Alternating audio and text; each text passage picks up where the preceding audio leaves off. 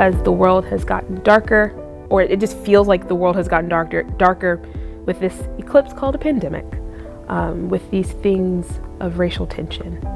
For us to be able to shine brighter and to be saltier, to be more flavorful, for people to know the truth of who God is, not because we're perfect, but we can say, I want to be salt and light, and I want to love God, and I want to love people. I want to get back to the foundations of what this is really about, because it's not about whether or not we get everybody back in person by the end of 2021. It's not about us saying we are going to have the perfect representation of America with how many different ethnicities and ages and things we have. It's about doing what God commanded us to do, and to do it well.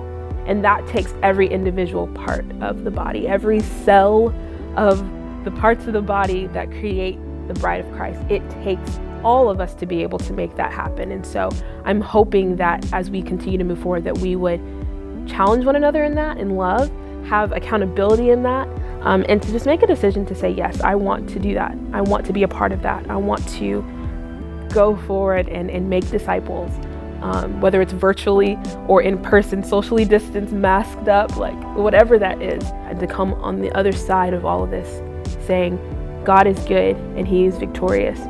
And that was evident in how we lived our lives. It reminds me of in 2 Timothy when Paul is writing this letter to his protege, Timothy, and this is one of his last writings before he's executed, and he's in prison, and his last words are an encouragement to Timothy in saying, hey, we're experiencing hardships right now, and it is more of a reason for us to not be ashamed of the gospel, because we have faith and confidence in what God is doing in amidst our sufferings. Like, Paul was alone in prison. People had abandoned him and he had been left.